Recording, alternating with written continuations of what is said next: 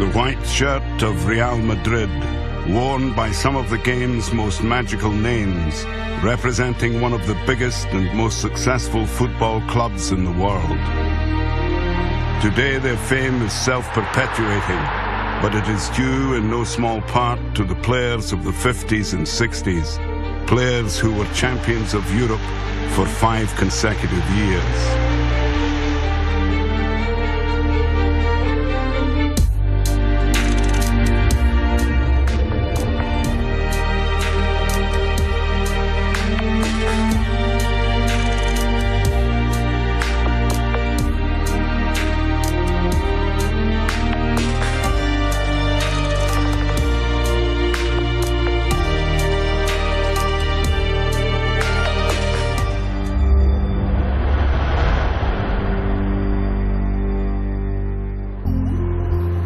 The Santiago Bernabeu, Real Madrid's home since December 1947. It is one of football's most famous stadiums, housing one of its most famous teams. But this was not always so. Many fans won't know this, but Real Madrid were on the verge of going down to the second division. For a joke, the fans at the time used to say we have a first division stadium and a second division team. In 1955, the stadium was renamed in honor of the club president at the time, Santiago Bernabeu Yeste, and a dynasty was born. Santiago Bernabeu was a really incredible president. He had an extraordinary talent, an incredible vision for signing quality players. Real Madrid possessed a genius in the shape of its president. He saw the chance to create a great team. A former striker and manager of the club, Bernabeu became president in 1943, and arguably his biggest contribution was the acquisition of one particular player, Alfredo Di Stefano. I was going to play in Europe, and I was all set to join Barcelona for certain, because they'd spoken to me first. But circumstances changed, and I signed for Real Madrid. In 1953, the highly rated Argentine was playing for Colombian club Millonarios. A tug-of-war with Barcelona ensued, but Bernabeu's persistence eventually won through. I was lucky enough to play in a good team. So the Arrow, that's my nickname, had arrived. And when we made new signings, we made up a very good, very strong side. A year later, Real Madrid won their first Spanish league title for 21 seasons. Los Blancos were on the rise, and Di Stefano was the central figure. He was a striker, a midfielder, and a defender. Technically, he was world-class, and the speed he had was impressive. And he just loved scoring goals. Francisco Janto had also arrived from Racing Santander. The winger would become another club legend. Paco Gento was our quickest player. When a defender had to mark him, he just couldn't. When Gento was in full flow, he'd stop for half a metre. So would the defender, and then he'd be off again. The league title was retained in 1955, but during the campaign, Uruguayan coach Enrique Fernandez resigned and was replaced by Jose Villalonga.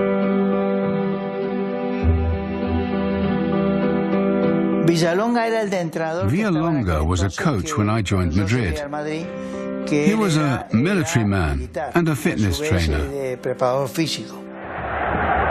In 1955, Real Madrid contested the Latin Cup, a tournament for the champions of Spain, France, Italy and Portugal. They met French club Stade de Reims in the final in Paris. Argentine striker Hector Real scored both goals in a 2-0 win to claim the trophy for Real. A bigger prize, though, lay ahead. The presidents of several clubs held a meeting with the editorial department of the newspaper L'Équipe, which is based in Paris. In that meeting, they decided that instead of the Latin Cup being contested by just 1, 2, 3 or 4 teams, all teams in Europe should take part, and that's when it was born. The tournament was named the European Champion Clubs Cup and began in 1955. Real Madrid reached the semi-finals and faced Milan of Italy. Real Madrid really went for it. Our game was based on hard work and we were a solid team. And we were always convinced we would win.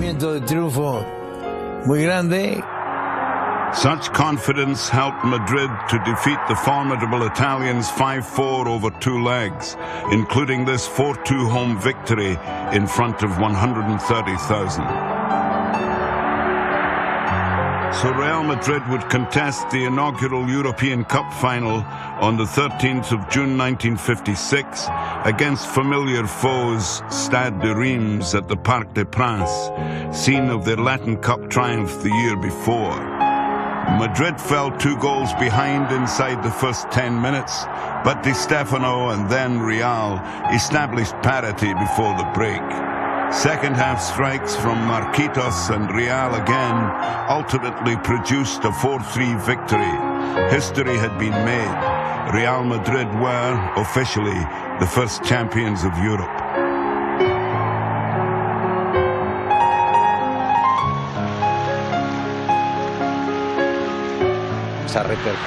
The repercussions of such a sporting success had an influence on the social and economic aspects of a country led by Franco's dictatorship.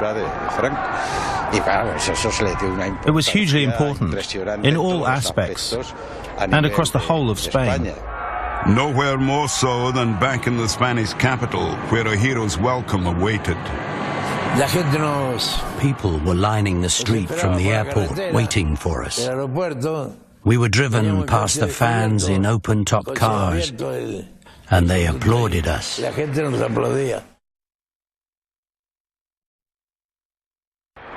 Santisteban helped Madrid defeat Manchester United 5-3 on aggregate in the semi-finals of the European Cup, and the 1957 final would be held in reassuring surroundings.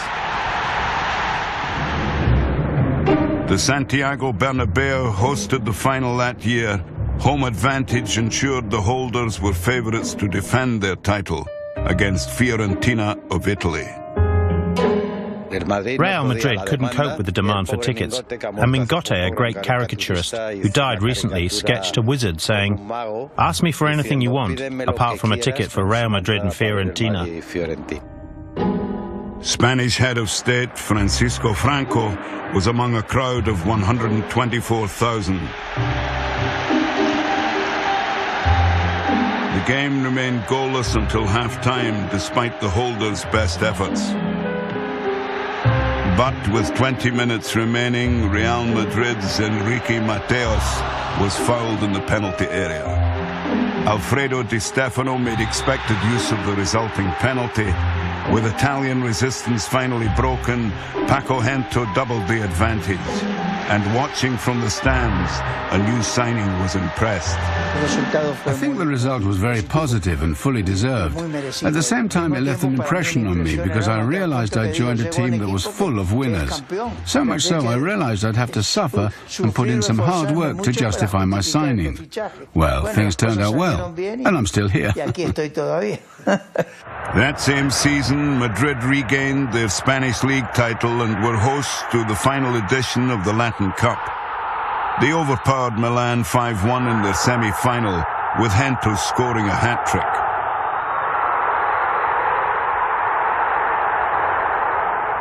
In the final, they met Portuguese champions Benfica. Di Stefano scored the only goal. At the time, it was an important tournament, but only the Latin countries took part in it. And it was a battle because Real Madrid were desperate to win it, and the rest wanted to beat us. So there was a rivalry and a chance to be the best. But shortly afterwards, manager Jose Villalonga fell out with Bernabeu, who replaced him with the Argentine Luis Carniglia from the French champions Nice. The following season, after demolishing Belgian champions Antwerp 8-1 over 2 legs, Madrid eliminated Sevilla 10-2 on aggregate in the quarter-finals, including this 8-0 annihilation at the Bernabeu.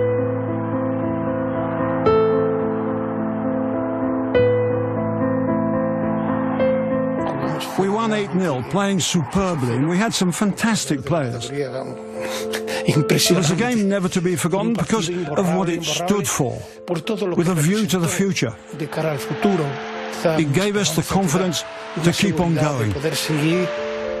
Madrid confronted Milan in the European Cup final in Brussels shortly after keeping their Spanish league title.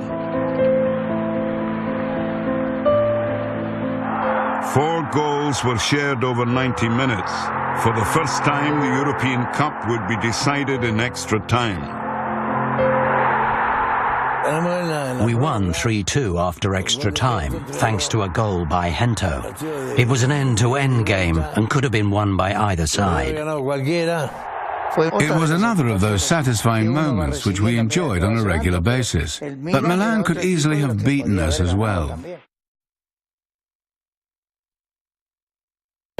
Ferenc Puskás came to Real Madrid, aged 31, and was 12 kilos overweight. The coach, Luis Carniglia, saw him and told Santiago Bernabeu and Antonio Calderon, the club treasurer, "He's a lost cause, so I'm not picking him." Bernabeu replied, "Your job is to get him fit, make him lose weight. That's what you have to do. And don't mention the subject to me again. We want him." He spent 3 months here without playing. He trained and trained until he eventually got in the team. As soon as he did, he showed his talent and his reputation as a top-class player. Everybody said he was overweight, carrying excess. Well, from being a fatty, he turned out to be a phenomenon.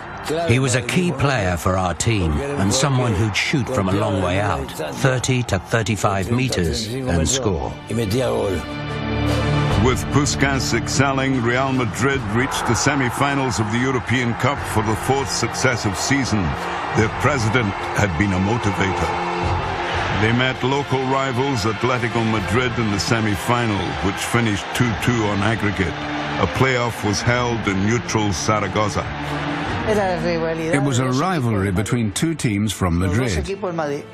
Each wanted the bragging rights that were at stake. Neither wanted to lose face, especially because they were up against a team from the same city. With the game level at 1-1, Puskás's goal just before half-time settled the tie. The feeling was one of complete relief, because the pressure of having to win was so strong that you were thinking about the game 2 weeks in advance. Once it was played and we got through, we took a rest mentally, and that allowed us to prepare ourselves for another final. This time Madrid travelled to Stuttgart in West Germany, where they once again met old adversaries Reims. A healthy but friendly rivalry had been established between Reims and Real Madrid. But Real Madrid were the finished article. We worked hard and we were confident we'd win. There was never any overconfidence, though. 4 years earlier, Madrid had been 2 down after 10 minutes against the same opponents. This time, however, Enrique Mateos put Madrid ahead in the first minute. Alfredo Di Stefano doubled the lead in the second half to ensure the trophy stayed at the Bernabeu, the biggest possible consolation for relinquishing the league title to arch-rivals Barcelona. It sunk in that we'd won the trophy 4 years running, but we never thought we'd have the chance to win a 5th. Albeit with a new manager, former captain Miguel Muñoz had been appointed. The decision was questioned in some quarters, since he had retired from playing only the season before. In the meeting they had in Alfredo Di Stefano's house, Santiago Bernabeu asked him, "What do you think if Miguel Munoz took charge of the team?" He replied, "Santiago, you never know. He's a homegrown product, someone who's played for the club. So it's worth a try."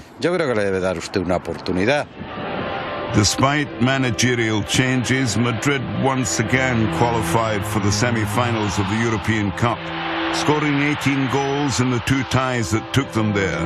Awaiting them were the reigning Spanish champions and their deadliest rivals. I made my debut against Barcelona. I hadn't played yet for Real Madrid.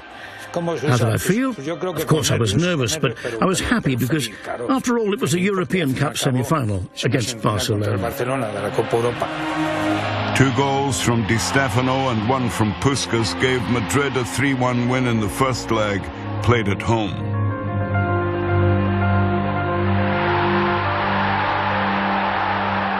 It was hard for us, but I do think that we had the best team in the world, by a long way, and that's what the results showed.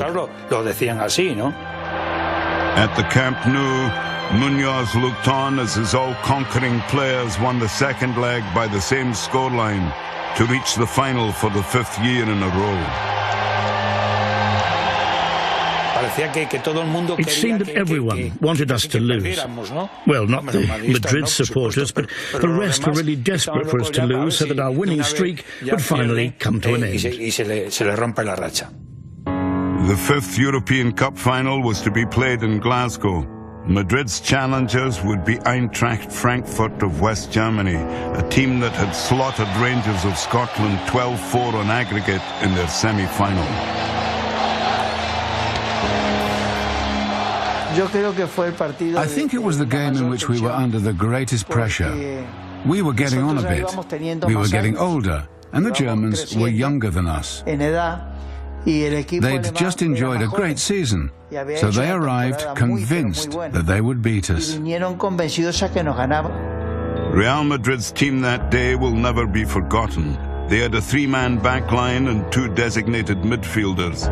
Di Stefano, deployed just behind the front pair of Del Sol and Puskas, surged ceaselessly up and down the field, but it was the Germans who took the initiative. They took the lead with a move in my area of the pitch. The right winger made a run.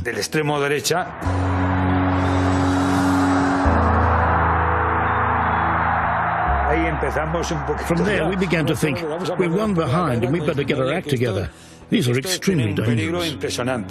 The Germans scored first and were leading 1-0. Then one of their shots hit the post, and that would have put them 2 up. But in the end, we fought back.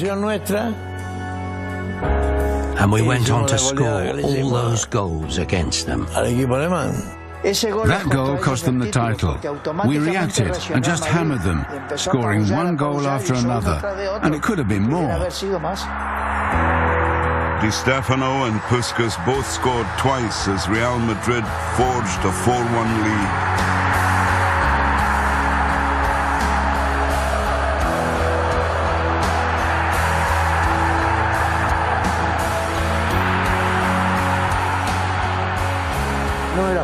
It wasn't easy. They weren't a team with a big reputation, but they were like any German team. We had to get at them because we knew they never gave up. We had a big lead, but that aside, what we really wanted was to humiliate them. They did that all right and enthralled the football world. Puskas scored 4, Di Stefano 3. The result, Real Madrid 7, Eintracht Frankfurt 3. He scored 4, I scored a hat-trick. He beat me by 1. He was amazing. That game's gone down in history because 10 goals were scored, 7-3 in a final. And that's a lot of goals.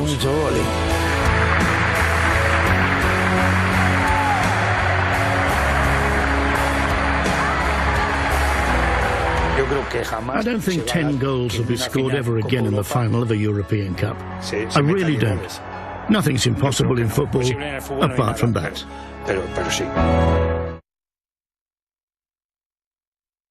As European champions, Real Madrid then met the champions of South America, Peñarol of Uruguay, in the inaugural Intercontinental Cup.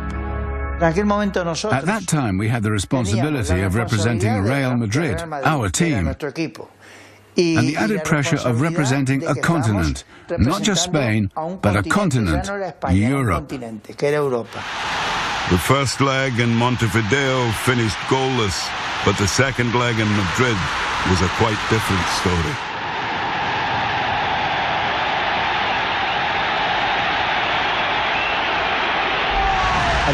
After 10 minutes, we were winning 3-0, and we also hit the post 3 times. That told us that we were going to win the game. We won, and won convincingly. 5-1 in fact, a result that made Real Madrid football's first club world champions. It proved that we were the best team in the world. We had a fantastic team. But we were all getting older. Alfredo was getting older. Others were as well. Of course, even their glory had to fade. The following season, Barcelona extracted revenge by eliminating the 5-time champions 4-3 on aggregate in the first round.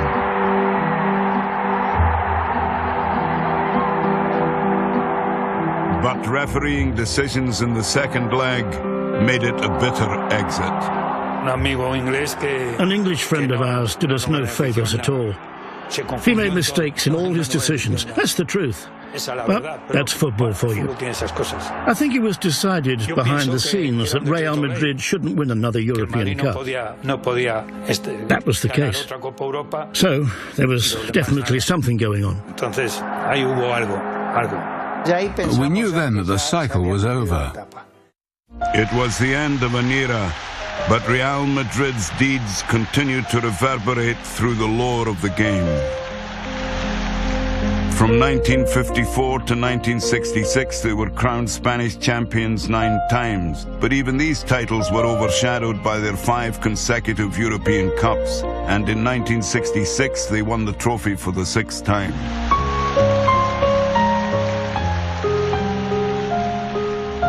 We provided excitement for the whole country because we saw Spain united after the problems the country had suffered back then.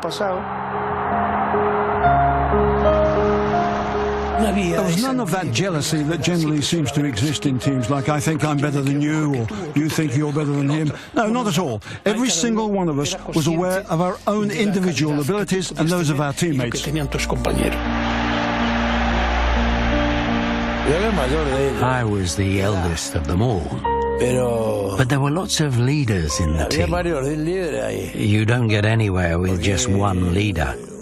We had a leader in defence, one in midfield, and one up front.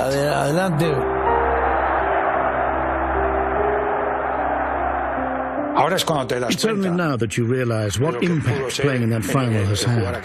It's only now you become aware that winning the European Cup is the ultimate.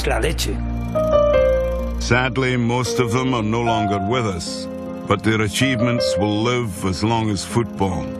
Real Madrid, the archetypal champions.